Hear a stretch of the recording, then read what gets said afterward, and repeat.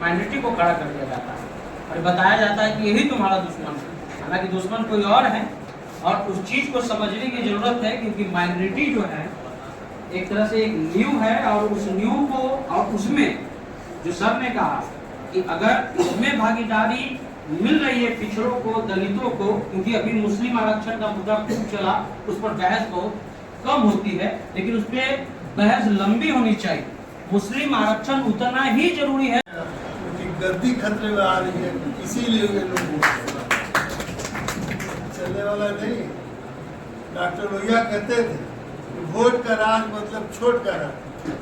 लालू जी भी नारा बराबर देते थे, और मैंने इसी बात को पार्टी से इस्तीफा किया और एमएलसी सीट से। हमारे जिस तरह से हिंदू समाज में 85% पिछड़ा और दलित है, मुसलमानों में भी 85% पिछड़ा है। सामाजिक न्याय का दोहरा मापदंड नहीं चला। खास तबका है मुसलमानों के, इनके पार्टी में सब चीज उन्हीं को मिला है, राज्यसभा भी, लोकसभा भी, विधानसभा विधान आबादी का उनको क्या शिकायत है। मेरी यही मांग थी और मैं अपने स्टैंड पर हूँ।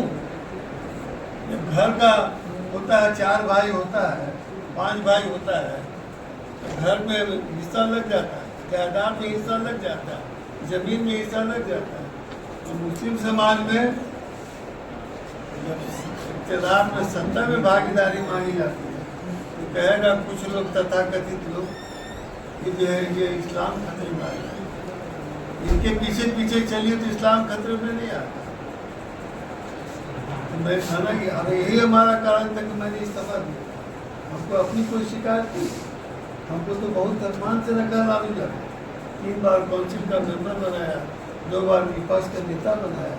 कुछ लोग इतराज भी कर रहे थे, नाम ले रहे हैं, समझ जाए खास लोग गुलाम को उसको मत बनाई नेता पर, मुँह से अपने आवाज़ नहीं निकलता। और मेरी जो कार्यशैली थी सब लोगों ने देखा है। मैं कहना चाहता हूँ अपने भाइयों से, जितने सारे लोग यहाँ बैठे, चाहे किसी पार्टी को, आपको मुंह जिधर रखना है रखिए, पेट एक रखने का काम कीजिए, पेट एक। दुनिया भाई लोग का कोई पार्टी होता है क्या? दुनिया भाई लोग का कोई पार्टी होता है?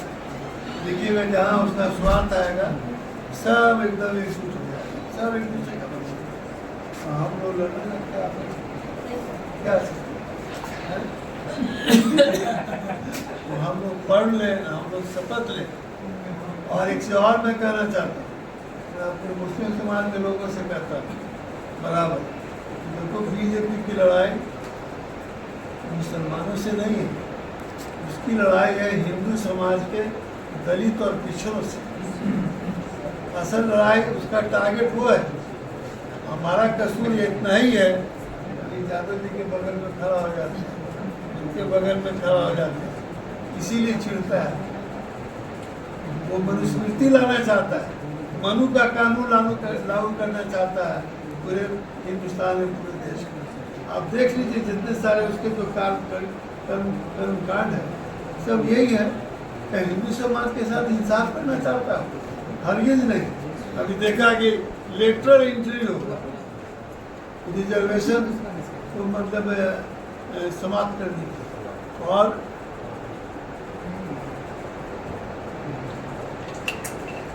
हाई कोर्ट और सुप्रीम कोर्ट की भी नीयत ठीक नहीं है।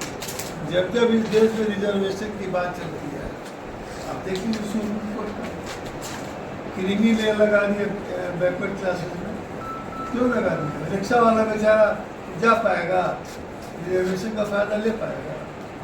उसके लिए कोई इतना सारी पाबंदियां लगाई। 10% रिजर्वेशन जो लागू किया गया मुट्ठी भर लोगों के लिए, उसके लिए कोई परेशानी नहीं, फटाफट सब काम हो। हम 10% के विरोधी नहीं है, लेकिन हम अपना हक हकूक मनवाना चाहते हैं। और मैं कहना चाहता हूँ, अभी कह रहे थे हमारे कहाँ गए मुरारी साहब, दुनिया भर की शिकायत, ठीक है। मैं मुस्लिम समाज से कहना चाहता हूँ कि आप सिर्फ सरकार का मुँह मत ताकिए। चले गए सहनी जी, उनको 3 टिकट, और मियाँ जी को कै वो टिकट दी, उसे सहनी जी से। कोयरी भाई को 7 टिकट, और मियाँ जी को कै टिकट।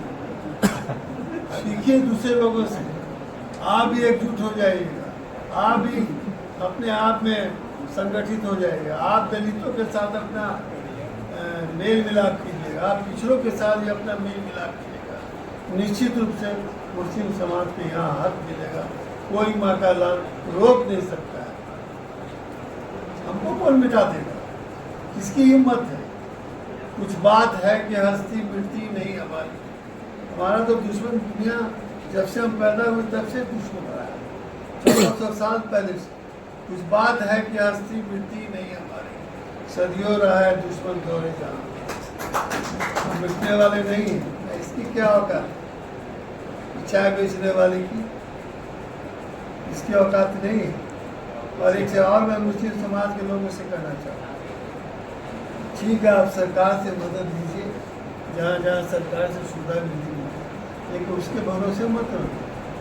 यहूदियों को कौन सा सुविधा मिलता है? यहाँ पारसी देश में उनको कौन सा सुविधा मिलता है? जैन उनको कौन सा सुविधा मिलता है? हर बात में आप सरकार की तरफ क्यों ताकते हैं? अपने में ताकत पैदा कीजिए।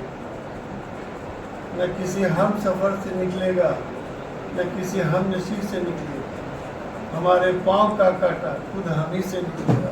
इन सब लफ्ज़ों के साथ मैं अपनी बात समाप्त करता हूँ। धन्यवाद। थैंक यू सर, आपने जो बातें कही, क्योंकि सामाजिक न्याय तब तक पूरा नहीं होगा जब तक